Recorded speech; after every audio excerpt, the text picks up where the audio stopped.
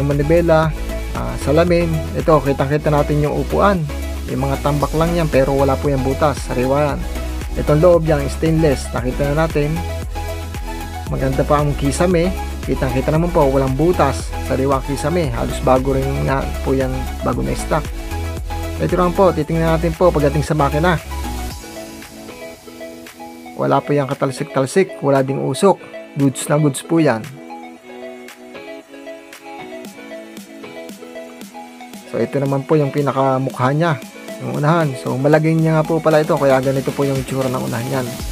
Malagay niya Motorworks po. Ito din, bagong paint na rin po yung kanyang bubong, kaya po ganyan yan. Ayan, tututok po natin sa camera. Ito po, bagong paint yung bubong niyan, bago na stock. Ito naman po, nung nalinis natin, nakita na natin kung ano yung itsura niya talaga. So ito po yung haba ng jeep, waluhan po yan. Makita namin, kumbaga po ay preserve unit ito. Kaya nung malinis, makikita mo talaga yung ganda niya. Maalaga pong may-ari. Ito po, napakakinis pa rin ng kanyang bubong dahil bagong pintura po. Ito naman po yung upuan niya. Ayan.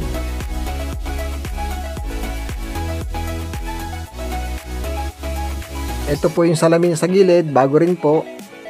Tapos ito po, ang dapat ng kanyang pagka-stainless. Unat na unat. Malagay niya po. Malagay niya Motorworks Special.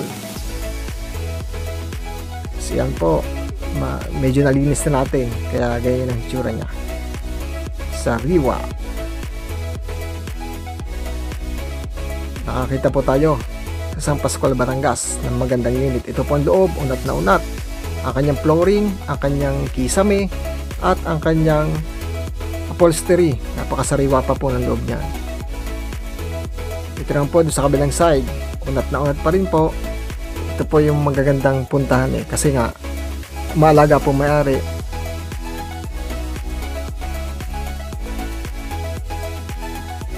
Yan ang po loob niya. Kitang-kita naman po natin, napakasariwa. At hindi masyadong gamit po ito. Nakabili lang po sila ng truck para sa kanilang business. Nung napunasan po natin, nakita po natin ang ganda ng loob. Wow!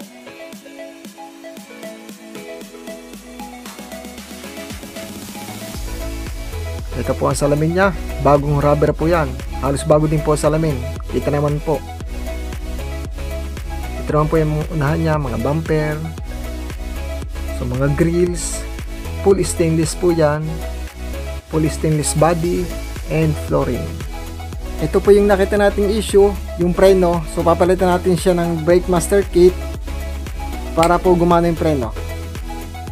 At papunta nga po pala tayo sa May Gulod, Batangas para bumili po ng pyesa kay Kuya Joel ng JHG Motorworks. Isa pong talier na kilala na magaling gumawa po ng mga jeep sa Batangas area po. At ito na nga po, pabalik na po ulit tayo at nakabili na po tayo ng repair kit para ma-install na po at maayos na po ang preno at may uwi na po natin sa Lipa City, Batangas. At kinakabit na po ni Kuya ang ating pong biniling repair kit. Niligsihang may gay.